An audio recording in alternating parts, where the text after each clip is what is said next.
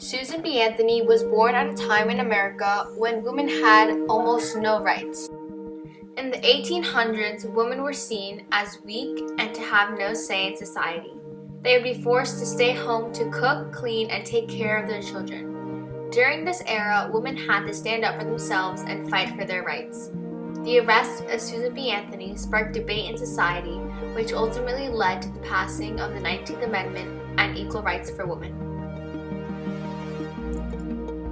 Now, Susan comes along, and she will change everything, because this is Susan B. Anthony shackled to the 19th Amendment. Susan B. Anthony was born February 15, 1820. She was raised in Adams, Massachusetts, and born into a Quaker family. The Seneca Falls Convention took place in 1848 in New York City. 300 women and men signed the Declaration of Sentiments and plea for the end of discrimination against women. Susan B. Anthony did not attend the Seneca Falls Convention, but her mother and sister did.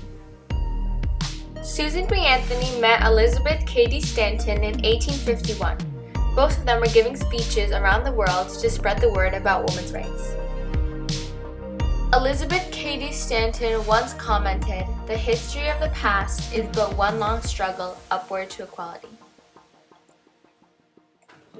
The women's suffrage movement began in the United States in 1861 to 1865, the decades prior to the American Civil War.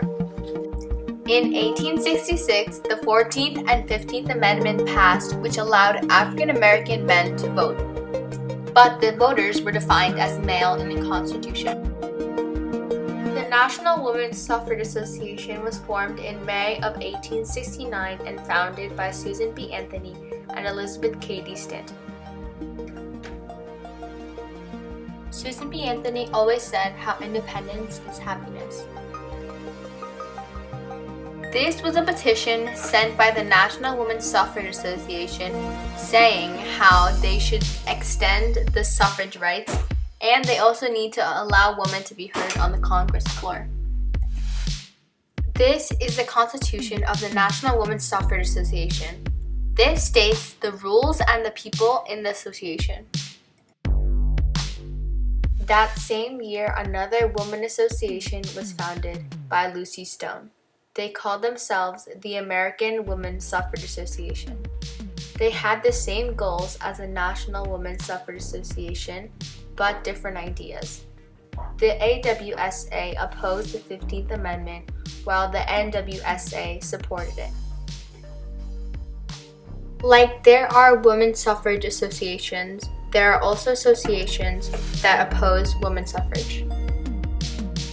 Susan B. Anthony voted in the presidential election of 1872 on November 5th.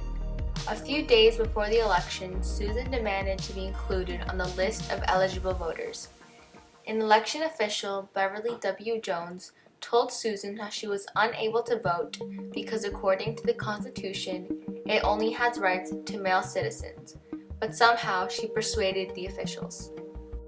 Susan and 14 other women voted knowing that their actions were illegal. 2 weeks after her vote, she was arrested and fined with $100, which would approximately be $2,150 today. When a federal marshal went to arrest Susan, she asked to be arrested properly. During the trial, Susan told the judge, "I shall never pay $1 of your unjust penalty." More than 8 million American women voted on November 2nd, 1920, about 40 years before the 19th Amendment was passed.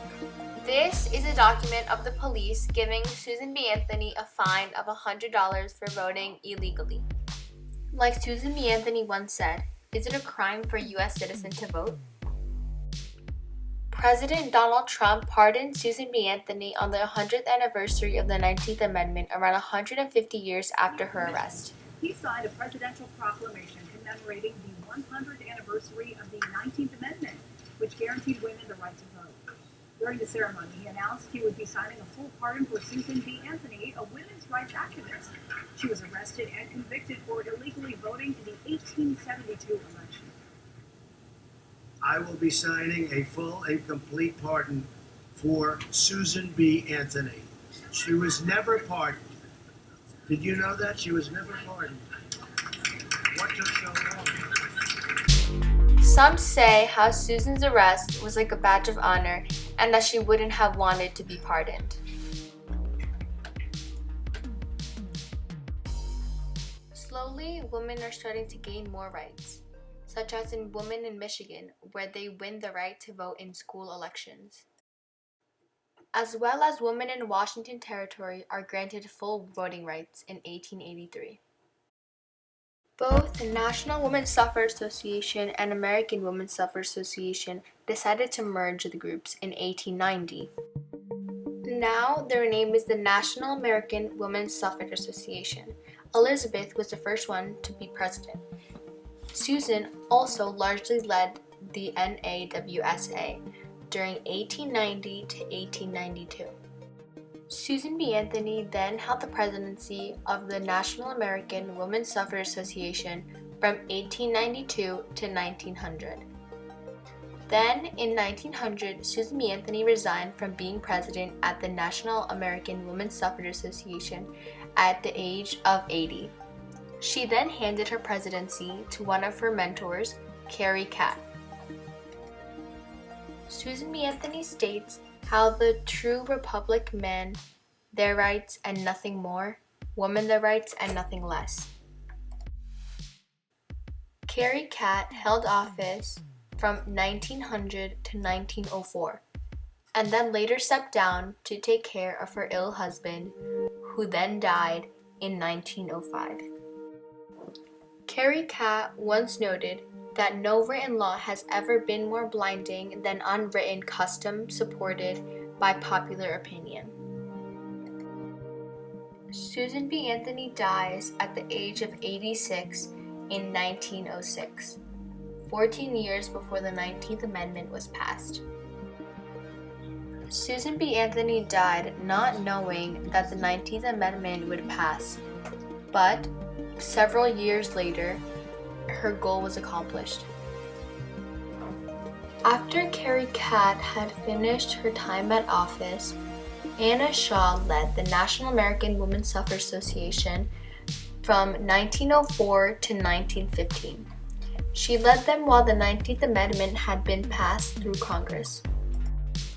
Anna Shaw once noted that around me I saw women overworked and underpaid, doing men's work at half men's wages, not because their work was inferior, but because they were women.